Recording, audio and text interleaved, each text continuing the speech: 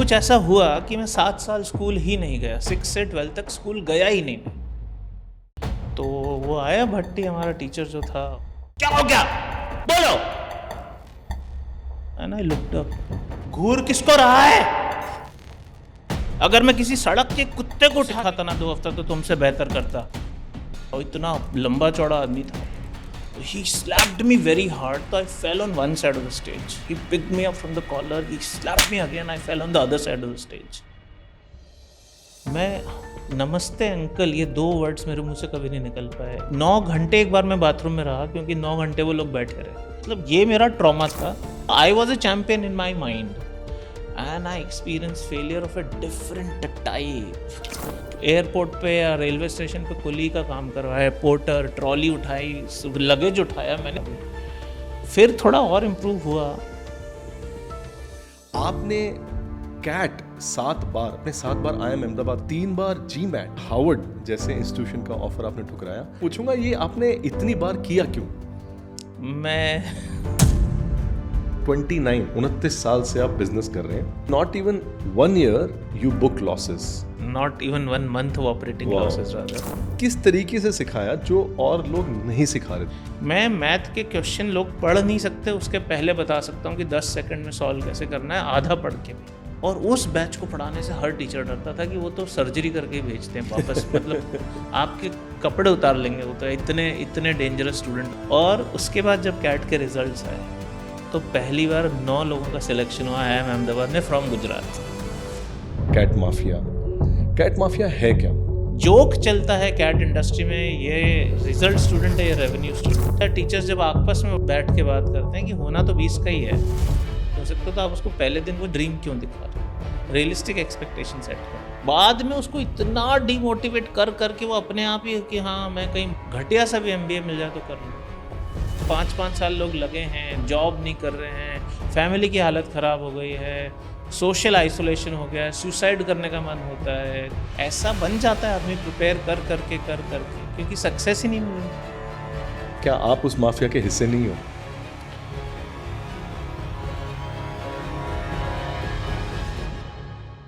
आज का एपिसोड एक ऐसे इंसान की कहानी है जिसने ना कि सिर्फ कॉम्पिटिटिव एग्जाम्स को बट पूरे सिस्टम को डिकोड कर दिया है। हम बात करेंगे एक पैरेलल इकोनॉमी की, कोचिंग इंडस्ट्री माफिया की, जिन्होंने पढ़ाई के नाम पर स्टूडेंट्स को प्रेशर कुकर में झोंक दिया है। बट कहानी ऑफ कोर्स खत्म नहीं होती क्योंकि ये गुड़ गोबर शो है। हम बात करेंगे पेरेंट्स, टीचर्स और अनएक्सपेक्टेड स्टेज मूवमेंट्स की, जिससे किसी की लाइफ पूरी तरीके से रीडिफाइन हो जाती है। यह शॉकिंग हो सकता है लेकिन आई ओपनिंग भी। तो आइए शुरू करते हैं।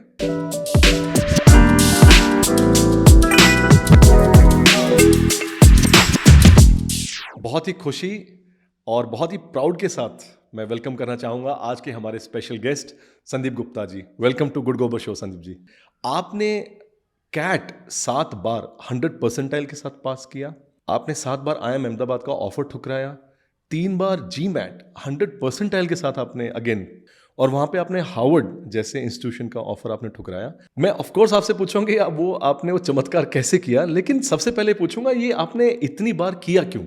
तो देखिए 2-3 चीज़ें हैं। जब आप बड़े हो रहे होते हैं, कुछ लोगों को जैसे बोलते हैं ना, शेफ़ को ये पता हो जाता है टीन एज में कि उसको शेफ़ बनना है, क्रिकेटर को पता हो जाता है, म्यूजिशियन को पता हो जाता है। शायद मेरे लिए बहुत लकी चीज़ थी कि मेरे को 14-15 साल की एज में अगर कोई भी पूछता कि क्या करना है तो मैं पक्का बोलता मुझे टीचिंग करनी है। लेकिन जब मैंने कैट की तैयारी की तो मैंने इस एंगल से की नहीं कि मुझे कहीं जाना है इसके थ्रू। मैंने उस एंगल से की कि मुझे कोई चीज़ तो पढ़ानी पड़ेगी। तो एक हो सकता था IIT JEE, पर IIT JEE मैंने खुद क्लियर नहीं किया था, मैंने दिया ही नहीं था। सही बात। तो कैट वाज वन एग्ज़ाम जिसके अंदर बहुत मुझे रेजोनेंस मिली, जो मैंने 7-8 साल अपनी लाइफ के बिताए थे। हम आएंगे उस पर, बट उससे मुझे लगा कि ये एग्जैक्टली यही मैंने इन्वेस्टमेंट की है पूरी लाइफ, और ये एग्ज़ाम मेरे लिए बहुत आसान है और मैं इसको दूसरों के लिए बहुत आसान बना पाऊँगा। तो टीचिंग करना है ये तो पता था, पर क्या टीचिंग करना है। मैंने 95 में कैट दिया था, 1995 में पहली बार, बाय द वे। तो काफ़ी पुराना हूँ मैं, जो हमें सुन रहे होंगे कई सारे लोग तो पैदा भी नहीं होंगे जब मैंने पहली बार कैट दिया था। तो 1995 में ना तो परसेंटाइल आता था, सिर्फ 4 आयाम होते थे, आज तो कितने आयाम में गिन नहीं पाओगे आप। और CAT was a black box exam कि किसी को कुछ नहीं पता है कि अगले साल क्या आएगा, कितना अनप्रिडिक्टेबल है। तो एक ऐसा टीचर कि नहीं, अगर मैं अपने स्टूडेंट के लिए अवेलेबल नहीं हूँ और मैंने खुद नहीं किया तो किसी सेकंड हैंड एक्सपीरियंस पे तो I will not be able to base my teaching for the next year. तो 1995 से 2001 तक इस चक्कर में दिया। फिर जब 2002 में पता चला कि पहली बार परसेंटाइल आएगा, तो जोश जोश में कि मुझे भी देखना है मेरा कितना परसेंटाइल आएगा, तो मैंने एक बार और दिया। बट हाँ, मैंने 2002 तक कैट दिया है, तो 8 बार एक्चुअली दिया है। लेकिन उसके बाद ये अनाउंस हुआ कि आपसे कैट के पेपर मिलना शुरू हो जाएंगे, मार्केट में ही आने लगेंगे, आईएम ने रिलीज़ करना। तो मुझे लगा वापस अब क्या देना है एग्ज़ाम, अब तो मैं देने इसलिए जाता था कि मुझे पता चले कि मैं गाइड कैसे करूं। और ये एग्ज़ाम इतनी बड़ी मिस्ट्री होती थी, एक टाइम पर कुछ भी नहीं पता होता था, आईएम्स कभी पेपर रिलीज़ नहीं करते थे, कोई इन्फॉर्मेशन नहीं। तो और मैं एग्ज़ाम को स्टडी करने जाता था, मैं एग्ज़ाम को सॉल्व करने नहीं जाता था। तो वो मुझे बहुत इम्पेटस देता था कि अगले साल गाइड कैसे करना है। और जब कैट के पेपर आने लगे तो फिर मैंने छोड़ दिया वो गेम ही। तो ये था। फिर बाद में जब जीमैट की बात आई तो मैं पूरी डिस्टेंस जाना चाहता था कि भाई अगर मैं इस चीज़ के लिए ट्रेन कर रहा हूँ, और उस टाइम पे तो हार्वर्ड वाज हार्वर्ड, आज तो हार्वर्ड टॉप 10 में भी कई बार नहीं आता है, और वो ऐसा नहीं कि वो प्रेस्टिजियस नहीं है, Harvard is still Harvard, but ranking wise तो हार्वर्ड वाज ऑलवेज नंबर 1। लेकिन 2004 में जब मैंने अप्लाई किया तो I wanted to go to the distance कि मैं इंटरव्यू भी खुद क्लियर करूं, जिससे अगले साल जब मैं गाइड कर रहा हूँ how to face Harvard interview तो I am not an impostor. पर मुझे जाना नहीं था कभी, मुझे तो टीचर ही रहना था, तो ये बहुत क्लियर था मुझे। तो ये बात है। क्या बात है। जब मैं आपके बारे में पढ़ रहा था, एक डेटा पॉइंट है कि आपने पूरा ऑक्सफोर्ड डिक्शनरी के 50,000 शब्द 55,000 55,000 ओके 55,000 शब्द आपने बिल्कुल याद किए हुए हैं। अब ये वाला आपने क्यों किया? तो जिस फैमिली से मैं आता हूँ, और एक कुछ ट्रॉमेटिक, हम आएंगे उस पर, बट कुछ ऐसा हुआ कि मैं 7 साल स्कूल ही नहीं गया, 6 से 12 तक स्कूल गया ही नहीं मैं। तो दिन भर एक बच्चा घर में क्या करेगा, घर में एक नौकर और 2 पेरेंट्स, वो जॉब करते थे दोनों। तो आप बात करोगे किससे? तो पेरेंट्स ने उसका कि बात तो क्या ही, अब इस कहाँ से ला के देंगे लोग, तो दे वर इनटू रीडिंग, तो उन्होंने रीडिंग की आदत लगा दी। और मेरे पापा का बहुत ही एक स्पेशल एक टैलेंट बोल सकता हूँ कि वो एक बहुत टफ सब्जेक्ट को, बहुत टफ बुक को, जिसका कंटेंट भी बहुत टफ है, एक बच्चे के लिए भी क्यूरियोसिटी इतनी जनरेट कर देते थे। एक कुछ उनका तरीका था एक बहुत ही मैजिकल, कि और वो आधा क्लिफ हैंगर पे होता है वो छोड़ देते थे उसको, फिर मैं पढ़ने की कोशिश करूँगा वो बुक को। फिर वो शाम को आते थे तो कितना पढ़ा, फिर उसका लर्निंग गैप वो पूरा जो कवर करते थे। लेकिन मैं बहुत ही स्ट्रगल करता था, इतनी टफ बुक्स होती थी। एक तो होती fantasy children's books, but I was reading very very difficult dense subjects, but I love that. My problem was I couldn't understand a lot of words. तो मैं कितनी बार डिक्शनरी देखूं, रोज मैं डिक्शनरी देखते रहूं सुबह से रात तक 50 बार। तो एक दिन गुस्सा आया, तो मैंने बोला मैं पहले पूरी डिक्शनरी याद कर लूंगा, उसके बाद मैं पढ़ूंगा, बाद में रीडिंग करूंगा। तो 6 महीने आप भरोसा नहीं करेंगे, I used to sit with Oxford advance learners, हमारे उस टाइम पे 4th एडिशन डिक्शनरी सबसे नई आती थी, एएस हॉर्न भी उसके कंपाइलर या ऑथर थे, और मैं दिन भर उसके साथ, और मुझे समहाउ बहुत मज़ा आने लग गया। मैंने अपनी मेथड्स इन्वेंट की कि वोकैबलरी और कैसे कर सकते हैं। उसमें थेसॉरस साथ में आता है कि 20-20 वर्ड्स, 50-50 वर्ड्स का क्लस्टर बना के आप कैसे सीख सकते हो। तो फिर एक चैम्बर्स डिक्शनरी आती थी, उससे क्रॉस रेफरेंसिंग कर करके सेंटेंस बना के बड़ा मज़ा आने लग गया। Somehow it just started talking to me as if को किसी का हो सकता है। अब किसी को कोडिंग में इतना मज़ा आता होगा। बिल गेट्स को बोलते हैं कि जब 1965 से 1970 में वो एक एक्सटेंडेड टर्मिनल लेके, जबकि पीसी का कॉन्सेप्ट भी नहीं था, एक कीबोर्ड, बहुत ही अजीब सा कीबोर्ड वो भी उस टाइम पे लेके, वो और पॉल एलन सुबह से रात तक स्कूल में टाइम स्टील करके, झूठ बोल के सिर्फ कोडिंग करते थे। तो आई थिंक कुछ चीज़ें होती हैं जब आप करना शुरू करते हो, डीप डाइव करते हो, और आपको कोई चीज़ बस धुन चढ़ जाती, करना है बस, खत्म, क्यों करना है नहीं पता, सब कुछ बस करना है। And then the outcome was कि जब मैंने सारे वर्ड्स याद कर लिए तो मुझे कभी वापस नहीं करना पड़ा। तो मुझे रीडिंग बहुत आसान हो गई उसके बाद। Per day I could really read one in an entire book. I mean you can tell me I can read any of these books in probably 1.5 to 2 hours cover to cover. अब क्योंकि मेरे लिए friction खत्म हो गया है, तो Joy हो गया reading. And somehow everything was a game for me. Math के साथ क्या होता है ना, जनरली सब लोग छोड़ देते हैं जब वो आपको चैलेंज बढ़ता है. तो somehow he made it like this कि जब चैलेंज बढ़ेगा तो how do you stay interested, not consistent. क्योंकि consistency is an outside thing. जोश जो अंदर से आता है वो अलग चीज़ है. तो मैं बोलता हूँ जोश और जुनून बहुत अलग अलग चीज़ें. जोश इज कि हाउ इज द जोश, तो आप बोल सकते हो हाई, लेकिन 10 मिनट बाद शायद नहीं रहेगा. जुनून बाहर से नहीं आता, जुनून अंदर से आता है. Dad was completely invested and he did not look at me as a project who has to succeed. Because I was going through an extreme trauma, he just wanted to make sure that I enjoy whatever else I'm doing. जब हम बोलते हैं कि Oxford के हमने शब्द याद करें, तो मैं चुन चुन के कहीं से 3 शब्द लेके आया था. हाँ बिल्कुल. तो एक लाइव एक हाँ डेमो करिए हो ना, जाए तो बिल्कुल कीजिए. बहुत बढ़िया. एंथ्रोपोसीन. एंथ्रोपोसीन. यस. इसमें होता है ह्यूमन सेंट्रिक. कोई भी चीज़ अगर आप करते हैं तो वो एंथ्रोपोसीन हो जाती है. तो ये human centric approach about many things. Eudaimonic. Eudaimonic. What should be the purpose of life? If not happiness, if not joy, if not achievement, if not growth. तो आई थिंक ये एक बहुत एंशियंट ग्रीक फिलोसफी है, वहाँ से ये derived है. Standard English word है आज की डेट में. डेफिनेस्ट्रेशन. डेफिनेस्ट्रेशन मतलब विंडो ब्रेक कर देना और किसी को विंडो से बाहर फेंक देना या something like that. This is phenomenal यार. एंड ये आपके इस मेथोडोलॉजी से बाकी लोग क्या सीख सकते हैं और कैसे मैं ये थोड़ा लर्निंग सा एटीट्यूड लेके आ सकते डेफिनेस्ट्रेशन हैं? पे फिर से जाता हूँ थोड़ा सा. हाँ प्लीज प्लीज. तो जब स्टोरी टेलिंग में बोलते हैं कि कैसे आपको स्टार्ट होना चाहिए, तो बोलते हैं chair through the window approach. कि मतलब वहां से शुरू करो जहाँ पे इतना शॉकिंग है कि एक कोई बैठा है कैरेक्टर बेडरूम में और उसने ग्लास विंडो से चेयर बाहर कर दी, तो कौन नहीं ध्यान देगा. तो दे ऑलवेज से कि इस अप्रोच को बोलते हैं chair through the window. That is defenestration. अच्छा ये है क्या? ओके हाँ, okay. Chair through the window approach से स्टोरी स्टार्ट होनी चाहिए. हर स्टोरी मतलब इतनी shocking. And that's what web series, ये सब जो मूवीज हैं, they directly put you under train robbery. एक वहां आपको पता ही नहीं है पीछे आगे क्या हुआ, वो बाद में पता चलेगा. तो chair through the window approach बोला जाता है स्टोरी टेलिंग टेक्निक को. आप तो अपने स्कूल में मतलब अपने टीचर्स की आंखों के तारे रहे होंगे. मैं तारा रहता है जब स्कूल जाता. मैं 6ठी से 12वीं क्लास तक स्कूल ही नहीं गया. ऐसा क्यों संदीप जी? तो देखो, जब आप बड़े हो रहे हो तो कोई ऐसी स्पेशल नहीं है. घर में है, मिडिल क्लास फैमिली है, गवर्नमेंट जॉब से पेरेंट्स की, नॉर्मल लाइफ, सब नॉर्मल एम्बिशन कि चलो बड़ा होगा, कॉलेज जाएगा, उसके बाद जॉब करेगा, उसके बाद मतलब बेसिक और इंजीनियरिंग, मेडिकल, ये स्टैंडर्ड जो टेम्पलेट्स हम बड़े होते हैं. हाँ, प्ले बुक. तो एक फोकस होता था पेरेंट्स का कि पर्सनालिटी खुली होनी चाहिए, बात करना आना चाहिए, एक्सट्रोवर्जन होना चाहिए, फ्लुएंसी होनी चाहिए, ये सब. तो जब भी स्कूल में कुछ अपॉर्चुनिटी आती थी कि 2 मिनट भी बोलना है स्टेज पे जाके कुछ, तो मुझे ज़रूर वो भेज देते थे कि इसको ज़रूर करवा दीजिए. तो उसमें एक हमारे फाइन आर्ट्स के टीचर थे मिस्टर भट्टी. वो बहुत ही गुस्से वाले आदमी थे. मतलब अगर आपसे इतनी सी भी गलती हो, आप 10 साल के बच्चे हो, उसको फ़र्क नहीं पड़ता था. He would really beat you up, really. Beat you मतलब physically? Physically. मतलब violence. Beating is one thing. He would be violent. I mean, he could even kick you.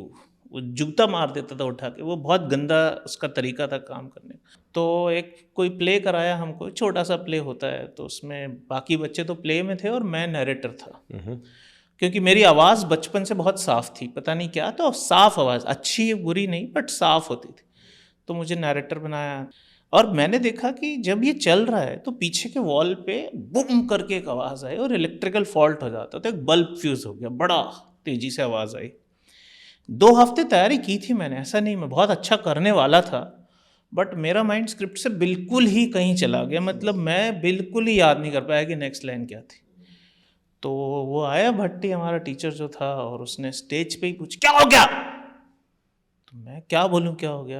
बोलो, बात क्यों नहीं कर रहे हो तुम, इतना सिखाया क्या फ़ायदा इस चीज़ का. और वो पंजाबी में भी गाली दे देता था पूरी. अगर मैं किसी सड़क के कुत्ते को उठा के ले आऊँ, मेरा खुद के घर का कुत्ता हो, उसको सिखाता ना 2 हफ्ता, तो तुमसे बेहतर करता. क्या कर रहे हो तुम यहाँ पर, बोलो. एंड आई लुक्ड अप, घूर किसको रहा है, बोल. And I was just not able to recall anything.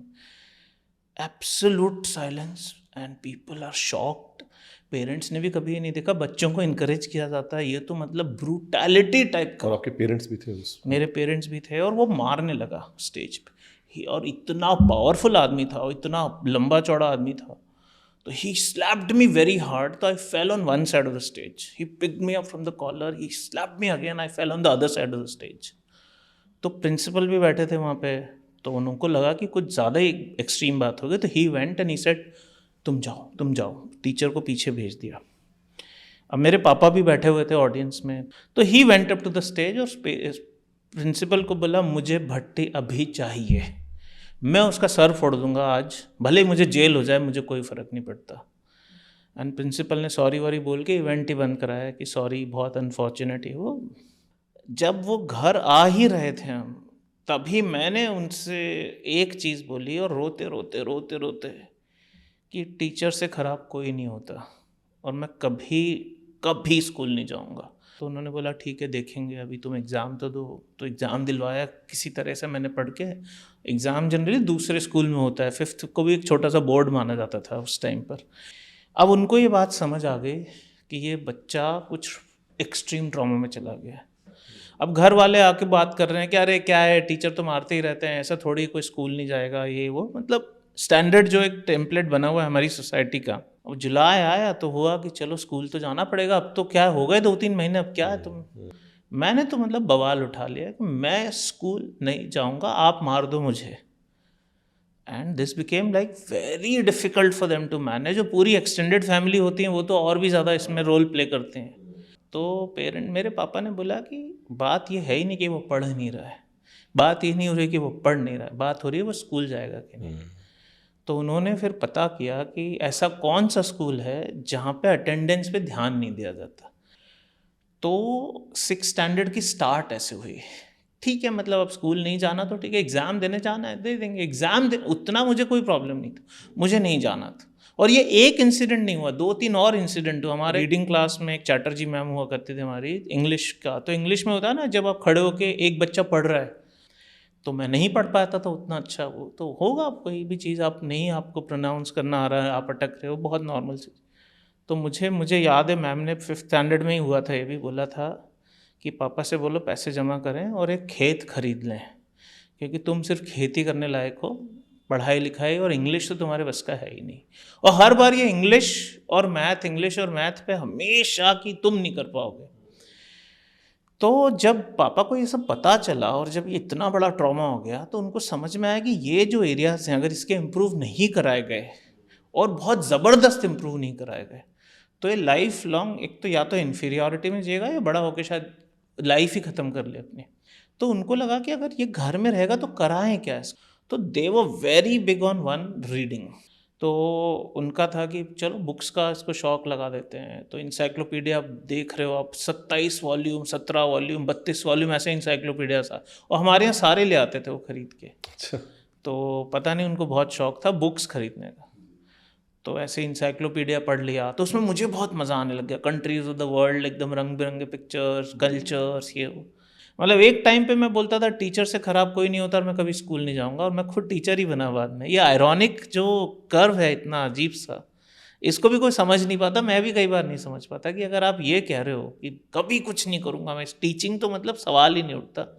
और by my teenage completion I think I knew I was going to only be a teacher.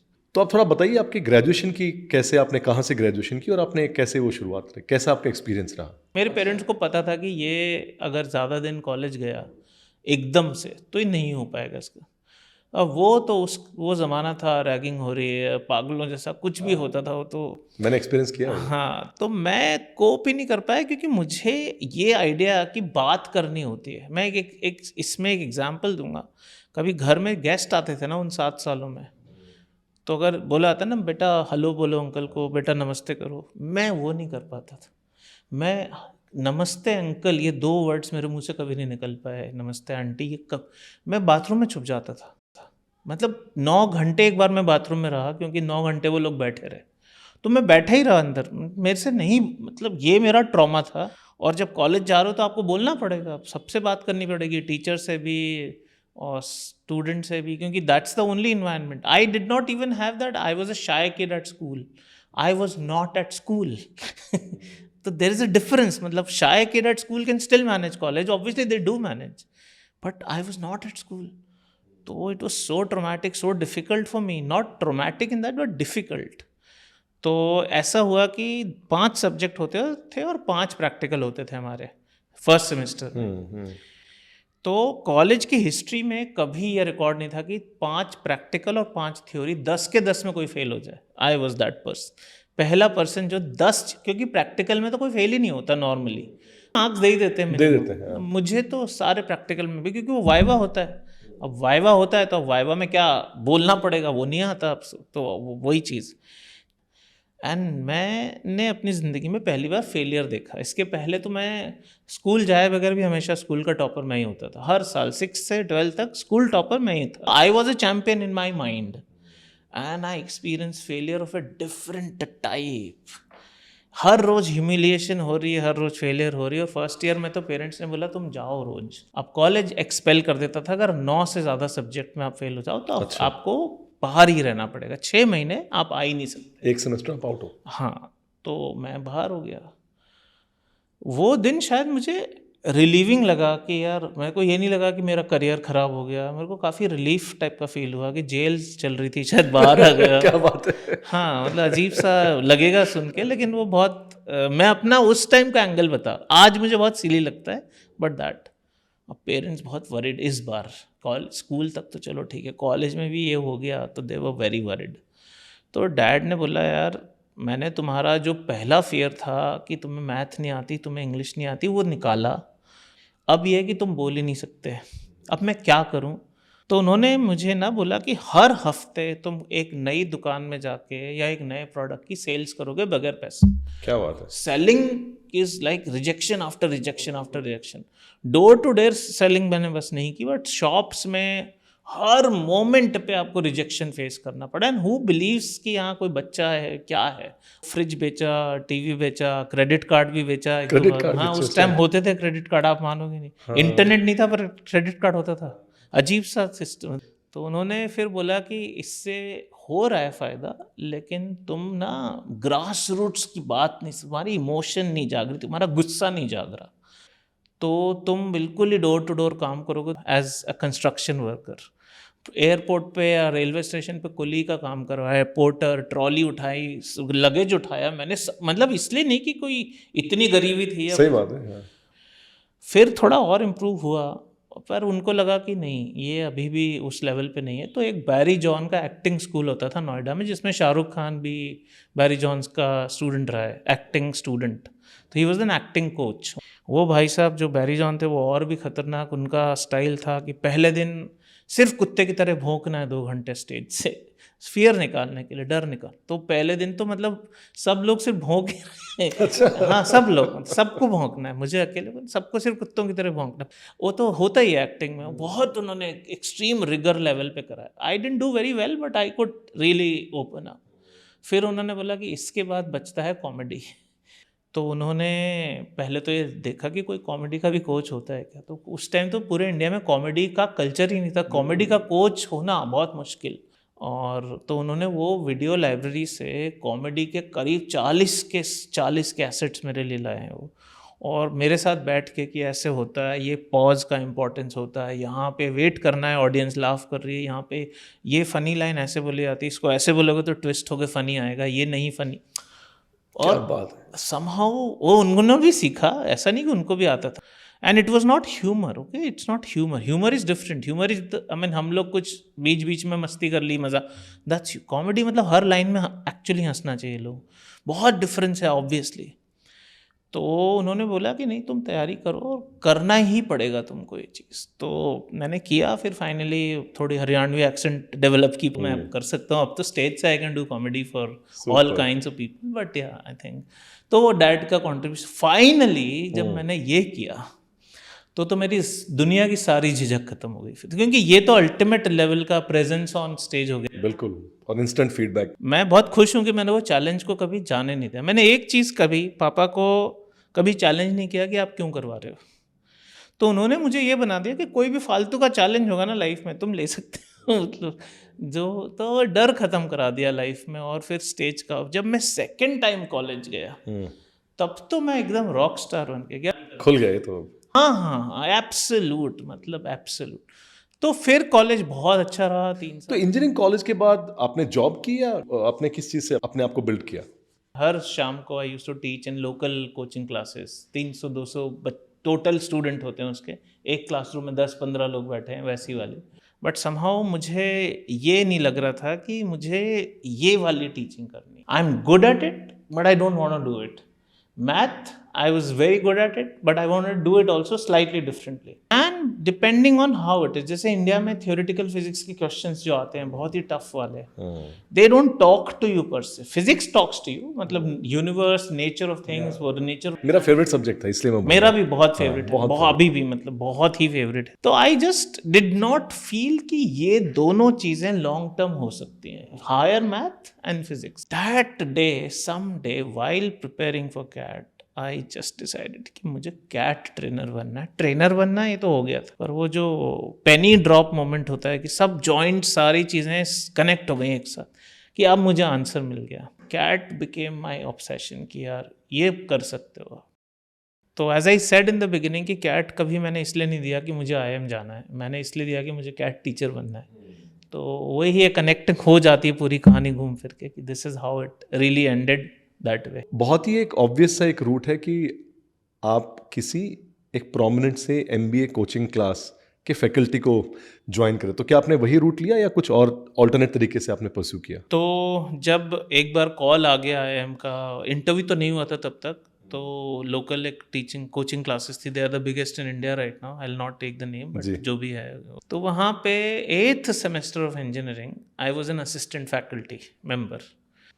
40-50 faculty member, और सब लोग जाने से डरते थे कुछ बैचेस में, और उस बैच को पढ़ाने से हर टीचर डरता था कि वो तो सर्जरी करके ही भेजते हैं वापस, मतलब आपके कपड़े उतार लेंगे, वो तो इतने इतने डेंजरस स्टूडेंट। वहाँ पे GK1 जो जगह है, बड़ी पॉश, साउथ दिल्ली, एकदम अलग ही, तो उसको फैशन शो बैच बोलते थे, और वहाँ कोई सिलेक्ट नहीं होता था। IIT बैच वॉज, तो it was called result batch and revenue batch. अच्छा। तो मतलब IIT वाले तो रिजल्ट आएंगे, ये लोग फैशन शो, रेवेन्यू बैच। तो आप जो पूछ रहे हो कि क्या आपने कहीं जॉब की, बहुत कम टाइम के लिए की, क्योंकि उसके बाद तो obviously I became an entrepreneur. तो ये ट्रांजिशन रहा। IIM अहमदाबाद ज्वाइन किया, दिमाग में था कि I might finish IIM, degree हो जाएगी, बट तो उसके बाद बन जाएंगे टीचर। पर मुझे पता नहीं क्यों ऐसा लगा कि यार मैं क्यों टाइम वेस्ट करूं, जब मेरा गोल ही वो है। तो मेरे पास अब ये हो गया कि IIM छोड़ देते हैं। 1-2 दिन के बाद ही दिमाग में आ कि ये छोड़ देते हैं। तो I went to the director कि मुझे ड्रॉप आउट करना है यहाँ से। और उसकी हिस्ट्री में कोई एक और बंदा था जो मेडिकल रीजन से, जिसको कॉलेज ने निकाला था। अच्छा। मतलब IIM से ड्रॉप आउट तो बहुत बिल्कुल, बड़ी चीज़ है। तो उन्होंने बोला नहीं नहीं, वो बवाल हो जाएगा, प्रेस में ऐसा आ जाएगा, मिनिस्ट्री ऑफ HRD से कंट्रोल होता है, ये नहीं वो नहीं, हम आपको डायरेक्टली निकाल तो नहीं सकते ऐसे, और आपको अप्रूवल नहीं दे सकते कि यू कैन लीव। तो मैंने बोला सर मैं जाने के लिए बोल रहा हूँ। तो बोले तुम देख लो यार, तुमको यहाँ रहना है तो रहो, मत रहो नहीं तो तुम्हारी मर्जी है, मैं लेकिन ऑफिशियली ये स्टैम्प नहीं लगाऊंगा कि तुमने ड्रॉप लिया है। मेरे पीछे मीडिया खड़ा हो जाएगा, तुम समझ नहीं रहो। तो उस टाइम पे दिव्य भास्कर, दैनिक भास्कर का जो कज़िन न्यूज़पेपर बोलो, गुजराती वर्जन, वो आता था वहाँ पर।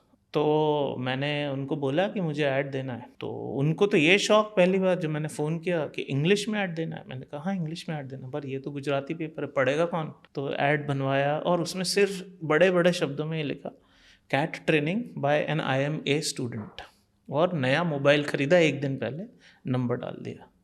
मुझे लगा कि चलो पॉकेट मनी के लिए 2-4 लोग आ जाएंगे। आप भरोसा नहीं करेंगे, मेरे पास 4 महीने के अंदर 3900 स्टूडेंट्स ने स्टडी किया है। ऐसा फ्लड गेट ओपन हो गया कि मेरा फ़ोन, मैं एक कॉल पे हूँ तो पीछे से 7 मिस्ड कॉल हैं। ऐसा पागलपन, वो इतना पागलपन हो गया उस चीज़ को लेके। और उसमें एक और चीज़, बहुत कम लोग थे जो कैट देना चाहते थे, जबकि मैंने कैट का एडवर्टीजमेंट किया था। सब लोग कि हमें GMAT या GRE पढ़ा के अमेरिका भेज दो, और गुजरातीज तो पता नहीं क्या अमेरिका से ऐसी ऑप्शन उस टाइम तो और ज़्यादा थी। तो मैंने सोचा होगा, वो लोग 300 लोग कैट पढ़ना चाहते हैं 3000 में से, बाकी लोग GMAT या GRE पढ़ना चाहते हैं। और मैं तो बोल रहा हूँ, मैंने तो GMAT GRE का ऐड, मेरा बैकग्राउंड था, एग्ज़ाम मैंने दोनों दे रखे थे। तो उन्होंने बोला नहीं हमको पता है वो तो सब सेम ही होता है, तो आप तो बस एक ही क्लास में बैठो। तो एक क्लास में ये भी नहीं पता कि ये जीमैट पढ़ने आया, ये जीआरई है, कैट, सब पढ़ रहे हैं साथ।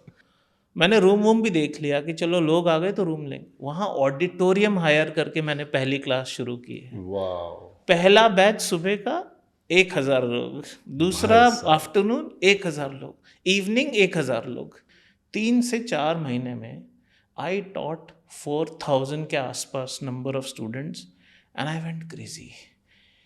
मतलब वो जो होता है ना एक एड्रेनालिन की, पता ही नहीं, आप 3 रात से भी नहीं सोए तो भी आप काम करे जा रहे हो, झाड़ू भी आप खुद लगा रहे हो, फोटोकॉपी भी नीचे से करा के ला रहे हो, चाय भी खुद बना रहे हो, मतलब और ऑफिस में ही सो रहे हो। तो वो क्योंकि मेरे को पता ही नहीं था कि ऐसा हो जाएगा, और मैंने उसके बाद कभी ऐड तक नहीं दी। और उसके बाद जब कैट के रिजल्ट्स आए तो पहली बार 9 लोगों का सिलेक्शन हुआ IIM अहमदाबाद में फ्रॉम गुजरात। क्या बात कर रहे हो। तो ये, और पहले ही साल में एक हार्वर्ड सिलेक्शन और एक MIT सिलेक्शन और एक स्टैनफोर्ड सिलेक्शन और 9 IIM अहमदाबाद। तो ये 12 सिलेक्शन मेरे बहुत गज़ा। और IIM बैंगलोर कैलकाटा भी हुए 1-1, 2-2, पर IIM A में 9 और IIM बैंगलोर में शायद 1 या 2, और ऐसे ही मतलब। तो बहुत ही अलग ही एक थ्रिल हो गया उस चीज़ का। और अगले साल तो फिर मैंने स्टाफ वगैरह रखा, सब समझा बात को कि क्या कैसे निकल गए ये 6 महीने। मुझे याद ही नहीं कि मैं कभी सोया भी हूँ 3 घंटे से ज़्यादा, 2 घंटे। नहा नहीं रहे हो आप 3-3 दिन, परफ्यूम लगा के क्लास ले रहे हो, मतलब क्या बात है। और तब पैसे भी तो बहुत आगे होंगे, 4,000 लोगं के, तो कैसे क्या किया आपने इतने सारे पैसे का? वो मुझे आज तक याद नहीं। कुछ चीज़ें के बारे में बात ना करना। ऐसा आपने किस तरीके से सिखाया जो और लोग नहीं सिखा रहे थे, जिसकी वजह से ये डिस्प्रपोर्शनेट अनएक्सपेक्टेड रिजल्ट निकल के आए? 2-3 चीज़ें। पहली बात तो मैंने जिस तरह से इस एग्ज़ाम को समझा है, क्योंकि मैं किसी ट्यूटर के पास गया ही नहीं, तो मुझे वो पता ही नहीं कि कन्वेंशनल तरीका क्या होता है। आज एक एग्जाम्पल है, मान लो किसी को पढ़ाना है, कोई IMS का क्लासेस गया, कोई टाइम का, कोई करियर लॉन्चर का, तो उनका एक मॉडल है कि चलो रोज़ सुबह क्लास लगती है, फिर असाइनमेंट होता है, फिर 6 महीने पढ़ाई होती है, फिर ये होता है, फिर टेस्ट सीरीज, फिर मॉक फर्स्ट, फिर तो टेम्पलेट है। तो नया बंदा वही सोचता है क्योंकि उसने सीखा ही वैसा है। मुझे लगता है 95% जो पढ़ाया जाता है वो किसी काम का नहीं है। पहली बात तो बिल्कुल ही यूजलेस। आप किसी की भी अभी कैट ट्रेनिंग साइट पे जाओगे ना, उसमें लिखा होता है 1500 आवर्स ऑफ वीडियो लेक्चर्स। मतलब कहने में ही लग रहा है कि 1500 आवर्स ऑफ वीडियो लेक्चर शायद रोज मैं पढ़ूँ 3 घंटे, अगर मैं कॉलेज जा रहा हूँ या अगर मैं वर्किंग हूँ, तो मुझे 500 दिन चाहिए, which is more than 1 year, which is illogical to me. And उसका जो फाइनल है उसमें से शायद 150 आवर्स आर यूजफुल, बाकी सब बकवास है। तो मेरे साथ बहुत इंपॉर्टेंट है कि I cut through all the clutter, I just cut through all the clutter कि यार दिस मैटर्स। एक RC का पैसेज तुम्हें सॉल्व करना है, तो RC का पैसेज सॉल्व करना ना, उसके लिए 100 नॉवेल पढ़ो, read Hindu, read editorial, read vocabulary, read ये नहीं, ये इससे सॉल्व नहीं होगा। RC का पैसेज हो तो RC का पैसेज सॉल्व करना है, क्योंकि वो 4 क्वेश्चन है, उसके आंसर सही आने चाहिए। तुमने हिंदू के 1000 एडिटोरियल पढ़े तो भी गलत कर सकते हो। सबसे पहली सलाह मुझे दी गई थी कि तुम हिंदू पढ़ो, होता ही है। और मैंने इतना हिंदू पढ़ा है, और बट आप क्यों ऐसा सजेस्ट करते हो ना किया जाए? क्योंकि 2 चीज़ें हैं। एक तो आप वैसे ही सोचते हो जैसा जर्नलिस्ट आपको सोचना चाहता है, वैसे ही सोचते हो जैसे सरकार चाहती है आप सोच, तो आप इंडिपेंडेंट क्रिटिक नहीं बन पाते कोई चीज़। तो किसी भी चीज़ में इनोवेशन आता कब है? जब आप थॉट प्रोसेस पूरी बदलते हो। Every RC passage is an argument, it's not information. मैं मैथ के क्वेश्चन लोग पढ़ नहीं सकते उसके पहले बता सकता हूँ कि 10 सेकंड में सॉल्व कैसे करना है, आधा पढ़ के भी। तो मैंने क्योंकि ऐसे सीखा, तो हर चीज़ में मैं ग्राफ को जिस तरह से देखता हूँ DI कि मेरा जो तरीका है वो बहुत अलग है। कि मैं रेसिप्रोकल्स में, मैं उसमें डिटेल में नहीं जा सकता। मैं ज्योमेट्री का फिगर देखूंगा तो मुझे उसका आंसर फिगर देख के ही समझ आ जाएगा, टेक्स्ट की ज़रूरत नहीं। बहुत सारी ऐसी चीज़। तो बिकॉज मेरे मेंटल मॉडल्स ऐसे बने थे और मैंने वही सोचा कि I will transfer those mental models to my students. तो जो 3-3 साल कैट के लिए पढ़ रहे थे वो 3 महीने में निकाल लेते मेरे साथ। मतलब सच में ऐसा बहुत बार देखा है मैंने कि टाइम ही नहीं लगता उससे ज़्यादा। और ऐसा नहीं कि सब इंटेलिजेंट स्टूडेंट आते, हर पूरे शहर में 4000 इंटेलिजेंट लोग हो ही नहीं सकते। तो वो तो बहुत एवरेज भी स्टूडेंट्स हैं, और सबका होता भी नहीं है, वो तो सीधी बात है, पर काफ़ी परसेंटेज काफ़ी बड़ा था सक्सेसेस का। तो हाँ, बट वी डिड दैट, थोड़ा PR वगैरह भी किया उस चीज़ का, क्योंकि I wanted to really set that message out. वही ना पोजिशनिंग जो एक माइंड में है कि business is all positioning, business is not product. तो है ही आपका, मतलब प्रोडक्ट नहीं है तो काहे की क्या पोजिशनिंग। अब अमूल बटर, हमारे दिमाग में बैठा है कि अमूल एक ही बटर होता है और कोई बटर ही नहीं होता, बट बटर तो चाहिए ना साथ में बटर ही नहीं है तो अमूल बटर कैसे होगा। Correct. Like you ask someone which is the best butter in India, it's Amul. क्यों बेस्ट है ये भी नहीं, घर में शायद अच्छा बटर बना सकते हो अमूल से भी आप। Dettol is the only germ killing soap we know. तो मैं दोनों चीज़ों को मानता हूँ कि प्रोडक्ट तो बहुत अच्छा हो, लेकिन वो माइंड में ऐसा खेले लोगों के साथ कि सारी सवाल ही बंद हो जाएं। जब आपके पास कोई आ रहा है तो सवाल लेके नहीं आए। एप्पल का जब फ़ोन लॉन्च होता है इंडिया में तो 2-2 दिन पहले से लोग पैसे लेके लाइन खड़े लगाते होते हैं, हैं। हाँ। मतलब Apple is not selling it to you, you are selling it to yourself. 29 साल से आप बिजनेस कर रहे हैं, not even 1 year you book losses, ये आपने कैसे मैनेज किया? Not even 1 month of operating Wow. Losses rather. 3 चीज़ें हैं। एक तो प्रोडक्ट बहुत रोबस्ट होना चाहिए, बहुत ही रोबस्ट। एक पोजिशनिंग, तो product and positioning and very powerful approach to the narrative. Like you hold all the power to mold the narrative. So product, positioning and power. And positioning is what it does to the mind. Positioning has nothing to do with your product. Why is Dettol the best germ killing soap? कोई ने जाके lab में तो major नहीं किया germ किल कर रहा है कि नहीं कर रहा, क्योंकि उन्होंने उस नैरेटिव को ओन कर लिया। तो power in the complete domination of the mind, वो पोजिशनिंग और powerful approach to looking at the entire. सो 3 ही चीज़ें हैं, super product that produces results, positioning and then powerful narrative. तो ये 3 चीज़ें हैं और उसकी वजह से फिर बिजनेस आते रहता है। फिर आपको हर महीने ये नहीं सोचना पड़ता कि कैश फ्लो कैसे आएगा, बिकॉज वो इंजन बन जाता है कि वो तो होता ही रहेगा। तो यही रीज़न है, बहुत बेसिक्स हैं, मतलब बहुत, पर वही ना आपकी इतनी स्ट्रॉन्ग पर्सोना होनी चाहिए कि आप वो कम्युनिकेट करते हो, डरते नहीं हो आप, फियरलेस एकदम। अब ये fearless communication is not an easy thing to do. तो वही मैनिपुलेटिंग हो जाता है फिर कॉन्वर्सेशन कि आपके रिजल्ट नहीं तो भी आप लगा रहे हो, पैसा दे के स्टूडेंट को खरीद रहे हो। वो नहीं, वो सब मतलब वो पता है, वो भी चलता है मार्केट में, तो बहुत चलता है। टाइम्स ऑफ इंडिया के फ्रंट पेज में जब ऐड आते हैं एलन वगैरह के, कोई के 1 करोड़ रुपए का ऐड होता है एक दिन का, एक सिटी का। अगर आपके 10 मेजर सिटीज़ हैं तो 10 करोड़ रुपए का वो एक दिन का एडवर्टाइजिंग एक्सपेंस करते हैं। 10 करोड़ रुपए में इंडिया में 3 या 4 अच्छे फ्लैट आ जाएंगे। बिल्कुल। और वो आप भी रह सकते हो और आपके खानदान भी, और आपके डॉग्स एंड डोंकीज एंड आपके बच्चे सब 7 पुश्तें उसमें रह सकती हैं। ये रहेगा सिर्फ 1 घंटे का सेंसेशन। 1 घंटे के बाद तो प्रिंट तो वैसे ही नहीं पड़ता आज की, और उसके बाद उसकी कोई वैल्यू नहीं। कोई समोसा खा रहा होगा आपके एडवर्टीजमेंट पे, मतलब वही चीज़ है। But why do they spend so much? Because they don't know how to have a powerful narrative. And that's something that I've cracked. I don't know, I mean, I am very shameless about saying this, कि I have cracked it. और मेरी कोई भी, आप कोई भी चीज़ पढ़ोगे, मेरी स्टोरी पढ़ोगे, सब चीज़ों में ट्रूथ कभी कॉम्प्रोमाइज़ नहीं किया। लेकिन प्रेजेंटेशन भी तो है ना ट्रूथ की। ट्रूथ को वही चीज़ है, जैसे राजकुमार हिरानी का मैं एक बार इंटरव्यू पढ़ रहा था कि मैं डायरेक्टर बनने के पहले एडिटर था, तो बोल रहा आप मुझे सीन वही दे दो 10 मिनट का, एक मैं इस तरह से एडिट करूँगा कि आप रोने लगोगे, एक मैं ऐसे एडिट करूँगा उसी सीन के 3 पार्ट्स को कि आप हंसने लगोगे, और एक में ऐसा कि उसमें ड्रामा लगेगा कि टेंशन हो गई। तो वो उसका मॉडल भी है LCD model of story telling, कि either you make them laugh और यू मेक देम क्राई और there is drama. There is simple 3 ही चीज़ों में पूरी स्टोरी आ जाती कि ये does it pass the laugh test, if not then remove it, does it pass the cry test, and does it pass the extreme intense narrative की thrill और वो इतना हाइटेंड सस्पेंशन। तो यार अपनी क्राफ्ट पे तो मास्टरी होनी चाहिए। तो दीज आर द, मैं जब सीखता हूँ तो मैं ऐसे एग्जाम्पल से सीखता हूँ कि या तो झोंक दो यार अपने आप को, या रोक ही लो फिर, मतलब झोंक दो या रोक दो। हाँ, मतलब खत्म, बीच में कुछ। जबरदस्त। इतने सारे एड्स आते हैं, कभी भी फाउंडर्स नैरेटिव के फ्रंट पे क्यों नहीं है? एक तो हमारा बिजनेस करने का जो तरीका रहा है कि you are not the product.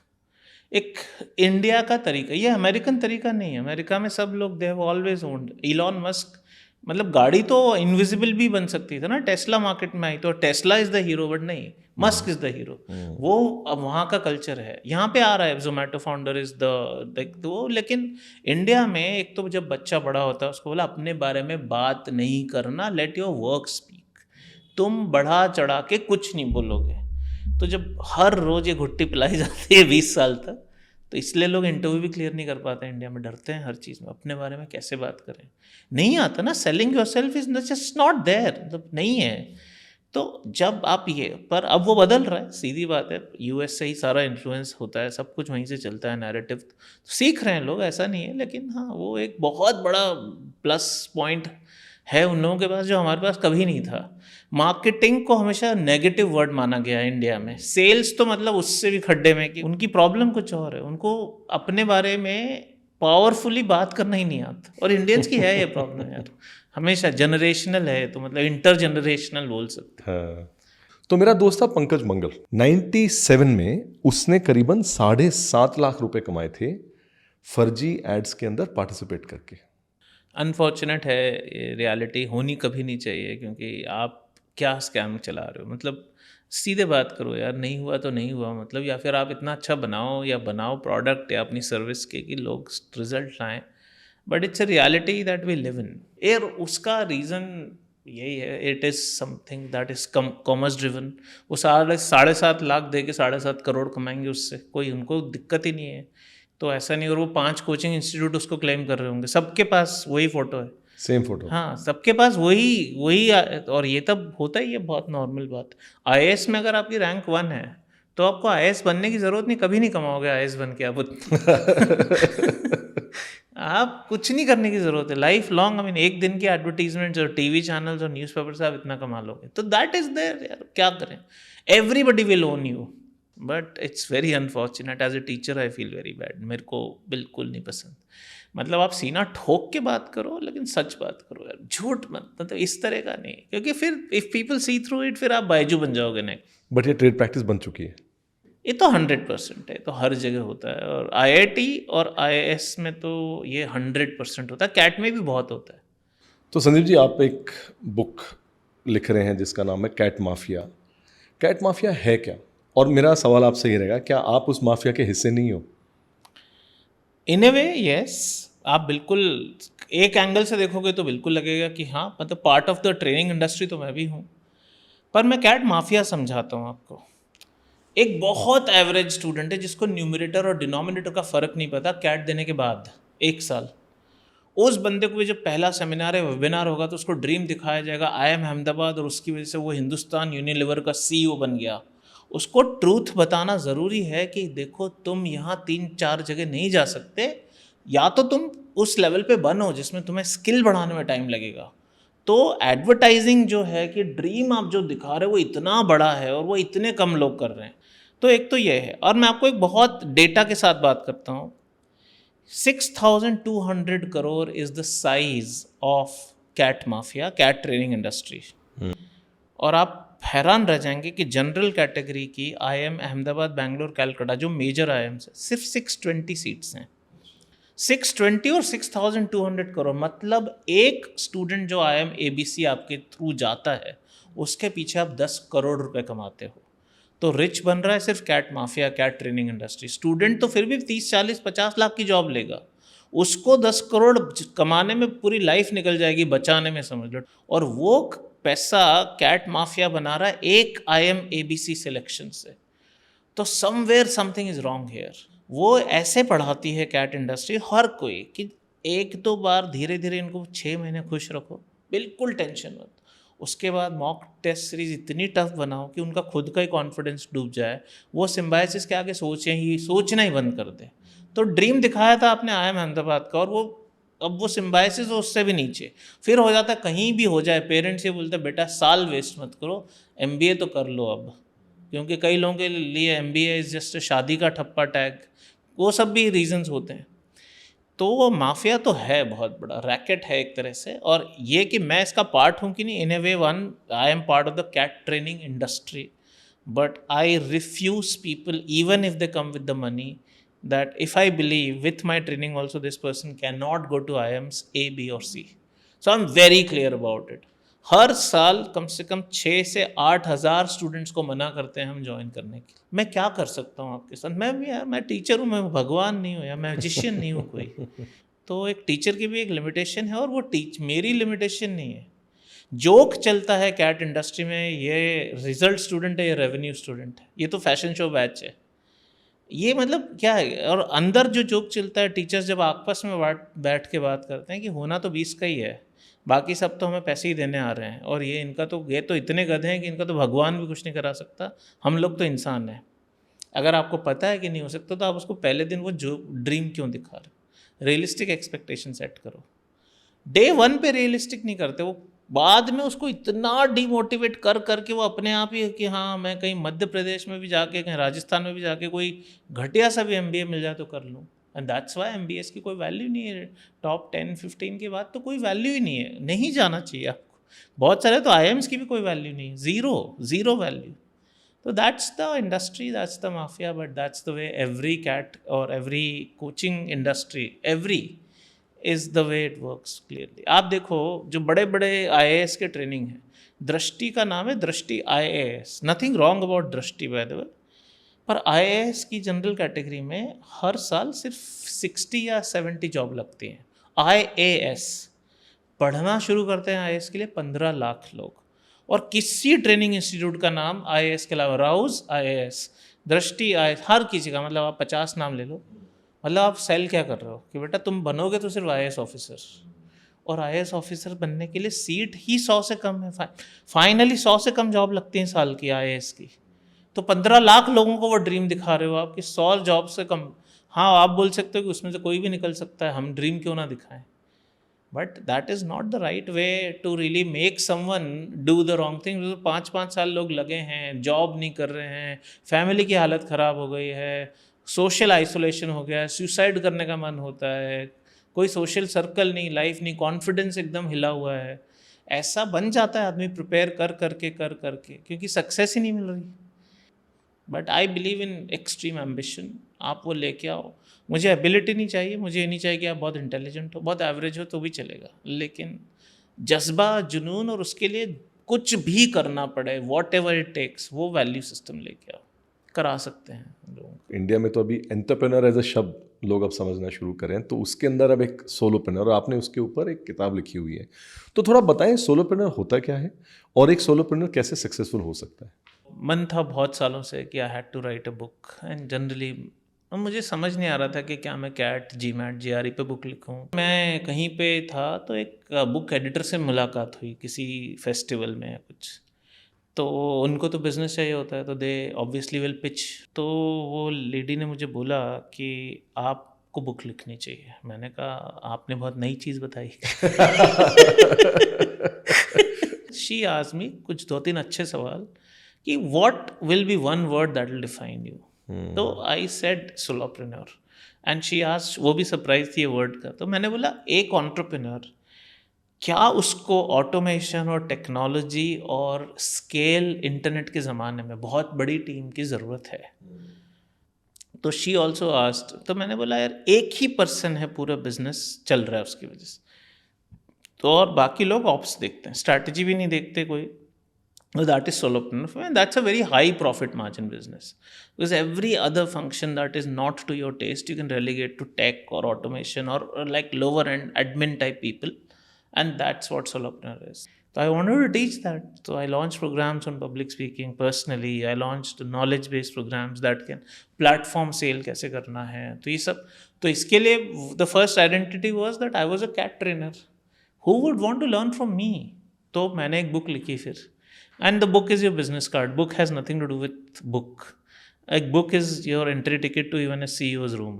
Big और लोग अपना विजिटिंग कार्ड फेंक देंगे, बिजनेस कार्ड, लेकिन आप अगर बोलोगे कि दिस इज़ माई बुक, वो फेंकेगा नहीं, कभी पढ़ेगा कभी नहीं, बट वो रहेगी उसके सामने 10 बार तो उसको याद रहेगा, तो 11th टाइम में भी he'll call you for something. That was solopreneur. And solopreneur किसको बनना चाहिए? आई थिंक नॉलेज एज में जो क्रिएटर इकोनॉमी है, एक तरह से वही सोलोप्रेन्योर का ही एक्सटेंशन है। मतलब ये चेयर पे आपकी जगह कोई और बैठ सकता है क्या? नहीं। तो वही बात है solopreneur. It's not one man means one man show, it is one man and everybody else can be replaced. तो बहुत फ़र्क पड़ता है बुक लिखने से. तो it was a very good exercise and it became an Amazon best seller for a full year in India. तो ऐसी कौन सी स्किल है जो आप इन्फ्यूज करते हो उन स्टूडेंट्स के अंदर जो इतने एक्सप्लोसिव रिजल्ट्स प्रोड्यूस होते हैं? तो देखिए, जैसे एक स्टूडेंट से ब्लैक रॉक बहुत ही बड़ी investing company, I think 10 trillion का तो उसका वैल्यूएशन है, बहुत ही ज़बरदस्त. इंडिया की जीडीपी 3-4 ट्रिलियन है और कंपनी की asset under management 10 trillion. Harvard वाले लोग भी जाने के लिए बिल्कुल हाथ जोड़ के खड़े हो सकते हैं. वो हार्वर्ड से भी 99% लोगों को रिजेक्ट कर देते हैं. उस लेवल का रिक्रूटमेंट होता है. तो एक स्टूडेंट था, अब उसने पहले कई जगह काम किया टॉप कंपनीज में, उसने ब्लैक रॉक में अप्लाई किया था and the role was for chief data officer. The overall package was in the range of $20 to $40 million. $1 million. हाँ.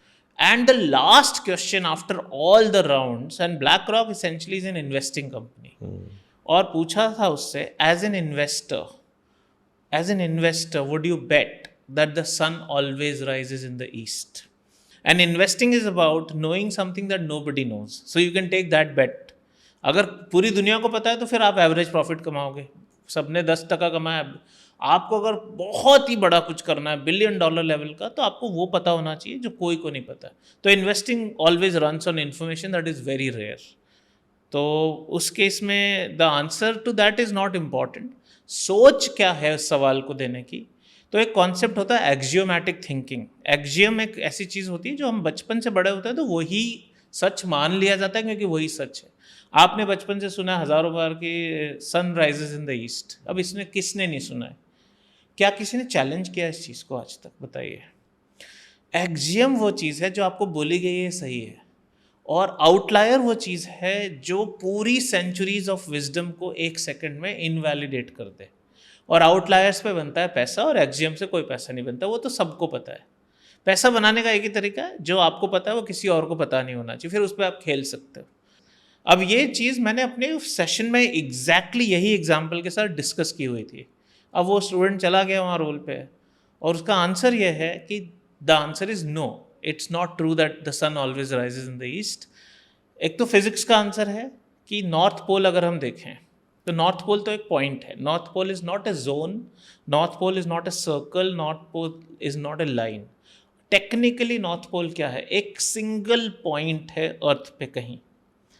नॉर्थ पोल पर साउथ डायरेक्शन तो हो ही नहीं सकती. आप ग्लोब को याद करिए, कभी साउथ जा सकते हो वो तो हवा हो गई. ईस्ट नहीं जा सकते, वो भी हवा में हो गया. वेस्ट नहीं जा सकते, जा ही नहीं सकते. Every direction from the North Pole is south. Every single direction. आप सिर्फ नीचे आ सकते हो. तो invalidity of axiomatic thinking, centuries old wisdom एक सेकंड में जब इनवैलिडेट होती है, and that's where you make lots of money. तो ये माना जाता था कि फिजिकली तो अमेरिका को कभी अटैक हो ही नहीं सकता. 200 साल के विजडम. ओसामा बिन लादेन ने क्या किया? 9/11 2 प्लेन ही घुसा दिए. तो ये आउटलायर हो गया. तो आपके जो स्टूडेंट्स जिनकी इंग्लिश कमज़ोर है, उनको आप कैसे मोटिवेट करोगे? क्योंकि बहुत टफ हो जाता है. बहुत बायस्ड भी हैं लोगों के, अभी भी बहुत खतरनाक बायस व्यूज. कैट में, इंग्लिश का कैट में, नॉट इंटरव्यू में, हाँ. कैट में कोई रोल ज़्यादा है नहीं. बेसिक इंग्लिश तो, मैथ का क्वेश्चन भी इंग्लिश में लिखा होता है, उतना तो आना चाहिए. बिल्कुल. हाँ. वर्बल सेक्शन के लिए इंग्लिश आने की कोई ज़रूरत नहीं. और मेरे इतने एग्जाम्पल्स हैं लोगों के, हरियाणा के, पंजाब के, आंध्रा के, जो एक सेंटेंस भी इंग्लिश का नहीं बोल सकते. एक सेंटेंस भी. उन्होंने कैट और जीमैट में जो वर्बल आरसी सेक्शन होता है उसमें 100% स्मैश किया हुआ है. क्या बात है. तो वो ज़रूरत ही नहीं है. हाँ, इंटरव्यू स्टेज पे it's not about only language, it's about articulation. आप कॉन्फिडेंटली आर्टिकुलेट करो तो अटक अटक के भी बोल सकते हो, कोई प्रॉब्लम नहीं. इंडिया में जो बायस होता था 20 साल पहले इंग्लिश को लेके, आज की डेट में IIM अहमदाबाद के स्टूडेंट जनरली बोल नहीं पाते हैं बहुत सारे. अच्छा. सिलेक्ट होने के बाद मैं देखता हूँ वो, but they are very logical. They must been articulate. उन्होंने सोच के गए अपना. Clarity and articulation they will matter way more than the language and polish. आज की डेट में IIM के स्टूडेंट से मैं डील करता हूँ, मुझे लगता है अरे 20 साल पहले तो कैसे होते थे, पूरा मैकिन्जी शू शा पॉलिश. हाँ. अब तो कोई नहीं, अब तो बिल्कुल नहीं. इंग्लिश कई लोगों को आती ही नहीं, इतनी बेसिक इंग्लिश में गलतियाँ करते हैं. मैं तो बड़ी अच्छी खबर है. लेकिन इंग्लिश की वजह से वैसे भी नहीं जाना चाहिए. भाई आप मैनेजर हो, आपको कौन सी लिंग्विस्टिक्स या कोई फिलॉलजी या कोई ऑक्सफोर्ड जाके कोई स्पीच देनी है या कुछ, आपको काम जो करना है वो आधी इंग्लिश से भी हो सकता है, क्योंकि लॉजिक चाहिए ना. इंडिया में कितने बिजनेसमैन हैं जिसको जानते हैं, इनको इंग्लिश का एक वर्ड नहीं आता, कितने लोग हैं शुरू के। तो Dhirubhai Ambani never became Dhirubhai because his English was great. It's not the point ना, कभी ये तो नहीं रीज़न आता। शशि थरूर हर एक को बनने की ज़रूरत नहीं है, तो वो है। एक कोई ऐसा लर्निंग हैक जी, जो कि चीट कोड जैसा लगता है but it works like wonders. okay, see, there is no shortcut that has been derived from a shortcut. You need depth for shortcuts. They look like cheat codes, पर जैसे frameworks मैंने बनाए हैं, या Octave, या एक एग्जांपल दिया था मैंने, बहुत सारे हैं मेरे, उनको बनाने में 10 से 15 साल लग गए, लेकिन वो 10 से 15 मिनट में सिखाया ज़रूर जा सकता है किसी को। तो जब आप इस तरह से बहुत विजडम को कल डाउन करके, कल्टिवेट करके बिल्कुल क्रिस्टलाइज वर्जन में देते हो, तो यूज़र के लिए तो वो एक फॉर्मूला फ्रेमवर्क बन जाता है, और क्रिएटर के लिए कभी नहीं बन सकता वो चीज़।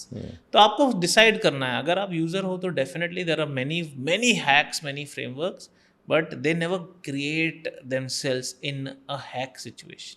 जिसकी मैथ बहुत सॉलिड होगी, रॉक सॉलिड कॉन्सेप्ट्स, वही शॉर्टकट बना सकता है। वो शॉर्टकट नहीं बना सकता कोई without knowing rock solid math. 7 Habits of Highly Effective People, best management book of last century, उसकी 300 मिलियन कुछ ऐसी कॉपीज बिक चुकी थी तब तक। तो उसने 7 बातें बोली है ना, वैसे तो क्या, begin with the and in mind and what ever, 7-8 sharpen the saw, 7 चीज़ें हैं उसमें। क्या वो 7 मिनट में आ गए होंगे उसके दिमाग में? वो लाइफ लॉन्ग विजडम है, लेकिन हमारे लिए वो बहुत अच्छी चीज़ है जब एज ए यूज़र। तो I think one should rely on the life and learning of the experts. But आपका कोई सुपर हिट ऐसा मॉडल जो आप हमारे साथ शेयर कर सकते हैं, जो सबकी हेल्प कर सकते हैं? कोई ना कोई हैक होता ही है, मतलब लेट्स से इन्वेस्टिंग के 7 रूल्स, मान लो वॉरेन बफेट के निकाल लूँ मैं, और वो 7 rules are not for fun. वो 7 रूल्स वॉरेन बफेट ने 65 ईयर्स इन्वेस्टिंग करके जो सबसे बड़ा निचोड़ है। तो मेरे हिसाब से you should go back to really those masters who have crafted it over decades and then given you on a platter. So बात करते हैं कोई ऐसा फ्रेमवर्क जो आपके लाइफ में बहुत बड़ा बदलाव लेके आया। लोग एक स्किल को कभी ध्यान नहीं देते हैं, और वो है स्टोरी टेलिंग। उसको स्टोरी की तरह की मेरी लाइफ में क्या हुआ वो बता देते हैं। पर हॉलीवुड एक मूवी बनाने के लिए 1.5 से 2 घंटे की $200 मिलियन खर्च करता है। मतलब स्टोरी टेलिंग भी एक फॉर्मूला है, और हमेशा वो फॉर्मूला थोड़ा बहुत ट्वीक होता रहता है, but there is always a narrative structure to a great story. Narendra Modi prime minister बनने के पहले कि मैं तो चाय वाला हूँ, मैं भी प्राइम मिनिस्टर बन सकता, लोगों से रेजोनेट होती है। ऐसे हर एक की, ओपरा की एक अपनी स्टोरी है, बिल गेट्स की एक अपनी स्टोरी है, सब। तो stories are the tools to succeed at the highest level. एक स्टोरी में 5-6 मेजर एलिमेंट्स होना चाहिए। तो वो मैंने डिकोड किया, एक फॉर्मूला बनाया, try summit story telling system. Try summit का मतलब एक स्टोरी में एक प्रॉब्लम नहीं होना चाहिए, 3 माउंटेन्स होना चाहिए। तो ट्राई समिट मतलब there are 3 mountains first, and the model is based on the letter S, हर एक चीज़। So the first thing is seen. Seen मतलब लोग विजुअली देख पाएँ कि क्या हो रहा था। जब मैं भट्टी स्टोरी आपको सुना रहा था, तो scene is so powerful in your head कि आप भूल नहीं पाओगे जिस तरह से। उसके बाद सेटिंग, सीन अलग है, सेटिंग अलग है। सेटिंग मतलब उस चीज़ को उस टाइम फ्रेम में, अगर आपको अपने ड्राइंग रूम की कोई कहानी सुनाओ तो आपको लगेगा मेरे साथ ही बैठे हो आप, ऐसा लगेगा आपको, गारंटी। फिर मैसिव स्ट्रगल, मतलब struggle is genuinely the hook. Conflict बोलते हैं कि स्टोरी में जितना होगा, जितना जूस आता है वहाँ से। Then the next is speech. एक स्टोरी में डायलॉग्स होने चाहिए। जब मैंने भट्टी का यूज़ किया था, ऐसे नहीं बोला he was very rude to me, ये क्या अच्छा लगेगा, he was very rude to me, he slapped me. मैंने पूरा पिक्चर बना दिया आपके साथ, चीर दिया पूरा सीन। हाँ, तो वो फिर एक स्पीच हो गया। फिर the struggle reaches A summit, कि मतलब इससे खराब तो जिंदगी हो ही नहीं सकती, summit. And then you find a sage who will give you a solution. So sage is the next S, who will give you a solution in the form of a seed. Seed is the wisdom piece, और वो आपकी ज़िंदगी बदलता है। तो जैसे मान लो कि कोई ने सेल्स गलत कर रहा है, तो उसको बोला कि तू फीचर बेस्ड सेल कर रहा है, फ्यूचर बेस्ड सेल नहीं कर रहा। तो never sell the feature, always sell the future और स्टोरी। ये एक सीड आया बाद में फाइनली, पर कहानी बहुत लंबी होगी उसमें, उसने गलती की, उसने ये किया, 3 मिस्टेक्स होंगी, 3 बड़े बड़े ट्रबल आएंगे. तो it is scene and then setting, then speech and then struggle and reaching the summit. Then you meet a sage, means someone else. It could be a movie, it could be a poster, it could be a guru, it could be anyone. And that gives you a solution, and that solution becomes your seed for life. तो संदीप जी अब थोड़ा rapid fire करते हैं, जैसा कि बिल्कुल। अलग अलग टाइप से आप भी टीचिंग मेथोडोलॉजी और टेस्टिंग मेथोडोलॉजी करते हैं. तो अगर आप टीचर नहीं बनते तो क्या बनते? मैं टीचर नहीं बनता तो मैं शायद कुछ भी नहीं बनता. I would have been a brilliant story teller then. I would have been, because मेरी स्टोरी ही ऐसी है. और फिर मैंने क्राफ्ट भी सीखा, हॉलीवुड के बहुत सारे स्क्रिप्ट राइटर्स तक से सीखा हुआ है मैंने पर्सनली. बाय द वे, अगर ये सारे के सारे टीचर आपके सामने खड़े हो जाएं, उनको आप क्या सलाह देना चाहोगे? मैं सलाह नहीं दूंगा, मैं बोलूँगा थैंक यू, क्योंकि आप अगर ऐसा नहीं करते तो मेरी ज़िंदगी बहुत ऑर्डिनरी बच्चे की तरह होती. That's one. But the second thing would be कि यार आप एम्पैथी डेवलप करो यार. मतलब बच्चा तो वो क्या है, उसको क्यों, मतलब आप ख़त्म ही कर रहे हो, बचपन ही ख़त्म कर रहे हो, और लाइफ भी आप इतना स्कार दे सकते हो. तो यार एम्पैथी होनी चाहिए. मतलब एक टीचर में एम्पैथी नहीं तो आप किस में उम्मीद करोगे? कैट और जीमैट को क्रैक करने के लिए सबसे बड़ी मिथ कौन से जो आप बस्ट करते हो? That you have to be super intelligent to even think about them. You have to be from IIT or some SRCC or some superb, or your profile has to be outstanding, or you need to have 5-star profile. ऐसा बिल्कुल भी नहीं है, और यही सबसे बड़ा myth है, क्योंकि बहुत एवरेज लोग भी राइट फ्रेमवर्क्स के साथ, राइट गाइडेंस के साथ एंड राइट जुनून के साथ, जुनून मैं आपको नहीं दे पाऊंगा, वो आपको लाना पड़ेगा. वो मैं इंस्टिल भी नहीं कर सकता आपको. वो मैं आपको आईएम्स की और हार्वर्ड की फ़ोटो दिखा के भी नहीं, फिर भी 2 मिनट का ही होगा आपका, या 2 घंटे का होगा जुनून. और ऐसी कोई किताब जिससे पढ़ के आपका माइंडसेट बहुत चेंज हुआ हो? तो आयन रैंड की बुक है फाउंटेन हेड, एक मैंने पढ़ी है 1984 जो बहुत ही पावरफुल, और एक इसी का आयन रैंड का एक और बुक है एटलस श्रग्ड. ये कॉम्पिटिटिव एग्जाम्स में सबसे बड़ी रिपीटेड मिस्टेक्स क्या करते हैं स्टूडेंट्स? आई थिंक वो क्वेश्चनिंग माइंड नहीं है उनके पास. वो जो बोला जाता है वो मान लेते हैं. आप गए एक टीचर के पास कि आईएएस की तैयारी में कितना टाइम लगता है, बेटा तुम्हें 3 साल लग जाएंगे. वो ये नहीं सोचता कि 3 साल उससे फ़ीस ली जा रही है, हर साल अलग फ़ीस देनी पड़ेगी, 3 साल का कोई पैकेज नहीं है. तो you have to have that questioning mind कि क्यों 3 महीने में नहीं हो सकता, क्यों लगेंगे 3 साल. What is next for you? तो मुझे इस कंट्री का जो मीडियोक्रिटी माइंडसेट, उसको एक्सेलेंस माइंडसेट पे लेके आना है. आपको एक बहुत इंटरेस्टिंग स्टैट देता हूँ. कोलंबिया यूनिवर्सिटी जो एक आईवी लीग यूनिवर्सिटी है, उसके फिज़िक्स डिपार्टमेंट से, सिर्फ फिज़िक्स डिपार्टमेंट से, जिसमें सिर्फ 800 लोग काम करते हैं at a time, 35 Nobel laureates के आसपास आ चुके हैं. एक न्यूयॉर्क की बात नहीं कर रहा हूँ, अमेरिका की बात नहीं कर रहा हूँ, कोलंबिया की बात नहीं कर रहा हूँ, कोलंबिया के फिज़िक्स डिपार्टमेंट्स, और उसकी पॉपुलेशन है सिर्फ 800 लोग.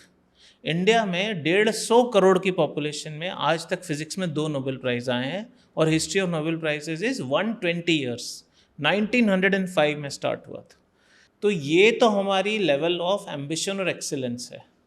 मुझे वो ब्रेक करना है, और मुझे लगता है कि यार कोई सीना ठोक के बोले ना, मैं सच में सिलिकॉन वैली में जाके नया एप्पल बना के दिखाता हूँ उन लोगों को, तब मज़ा आएगा बात करके. बाकी तो फिर ठीक है, चल ही रहा है सब कुछ. बाकी तो फिर आप एक नया पेमेंट ऐप बना दोगे, या नया एक ऊबर टाइप का, या स्विगी बना दोगे, तो वो कोई थ्रिल नहीं है, क्योंकि वो तो कॉपी कैट मॉडल है. कुछ ओरिजिनल, कुछ इंसाइसिव, कुछ डिसाइसिव, एकदम हाईएस्ट लेवल एम्बिशन और एक्सीलेंस के साथ.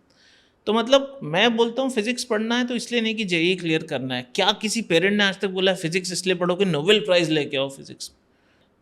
तो वो तो खैर एक बड़ा ड्रीम है कि मैं शायद कभी पेरेंट्स को भी एजुकेट करना चाहूँ, क्योंकि parents are the first influence. But yeah this is why where I want to genuinely change perceptions about what success and excellence actually mean. तो ये तो संजीव जी, जिस हिसाब से आप सोचते हैं और जिस तरीके से आप कन्वेंशनल विजडम को आप चैलेंज करते हो, और जो एनर्जी और जो क्लैरिटी, और आपने शुरुआत में बड़ी इंटरेस्टिंग बात बोली थी कि आपकी क्लैरिटी ऑफ वॉइस बहुत रही थी, उसी के साथ आपके जो क्लैरिटी ऑफ थॉट है ना, बहुत ही यूनिक और हाई इम्पैक्ट है. मैं पर्सनली पिछले 3-4 घंटे जो हम कॉन्वर्सेशन कर रहे हैं, मतलब मैंने इतना कुछ गेन किया है. और इतने कुछ चैलेंजिंग थॉट्स सारे जो अपने साथ में लेके जाना चाहूँगा। And I would like to say big thank you, आपने इतना अपना टाइम और इतनी एनर्जी हमारे इस पॉडकास्ट को दी है। एंड आई होप हम एडिट टेबल पे बैठ के इसको बहुत ढंग से जस्टिफाई कर पाएँ। Our best wishes to you, sir, and all the very, very Thank you so best. much, Yeah, Nishant. thank It you. has been a pleasure knowing you, as I said in the beginning. And आप भी कुछ अनोखी energy लेके ही आए हैं, तभी आप ये कुछ काम कर पा रहे हैं इतना अलग। क्योंकि ऐसे तो फिर कोई भी काम कर सकते थे आप भी, कोई प्रॉब्लम तो है नहीं कि आपने तो कहाँ कहाँ काम किया, बाहर भी काम किया, टॉप MNC बैंक्स में काम किया है, तो टैलेंट की तो बात ही नहीं है, आप भी वो रूट फॉलो कर सकते थे। बट जो कर रहे हो आप बहुत ऑथेंटिक है यार, आपका मतलब रॉ एंड ऑथेंटिक है। बहुत बढ़िया लगता है जब कोई फिल्टर्स के बगैर बात करता है। Thank you so much. Thank you so much. All the best. Bye. In this.